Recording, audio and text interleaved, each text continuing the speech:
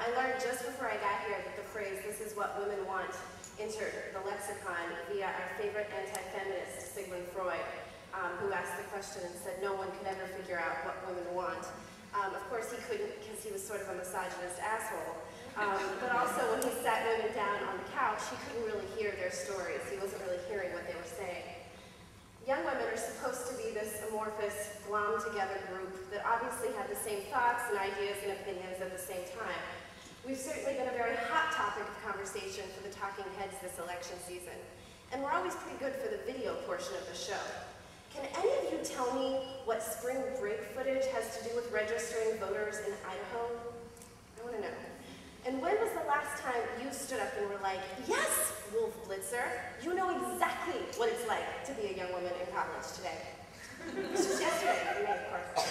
Young women are not and do not want to be a focus group, a voting bloc, or a marketing subgroup. We are as diverse and across the board as any slice of the population pie might be, and each young woman wants something different. As she said, I was raised Republican, Southern Baptist in Lubbock, Texas, took a virginity pledge.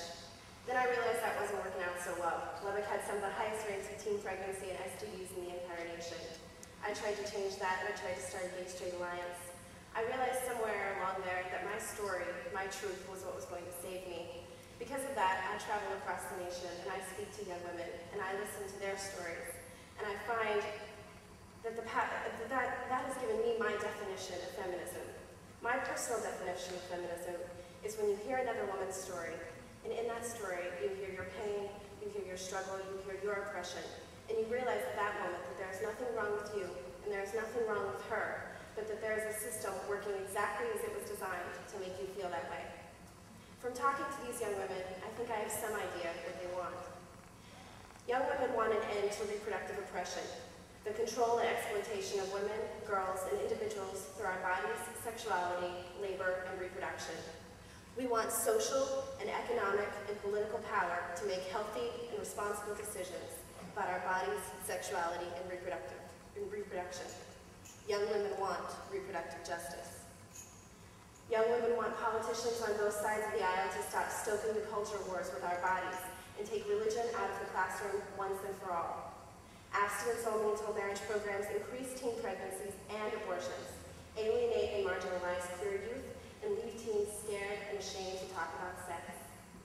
We want sex education that treats us like autonomous human beings, that explains to us that sexuality is not something worn on the outside like a scarf, but rather another piece of what it is to be a human being, and that sex is normal and pleasurable, and yes, infinitely complicated.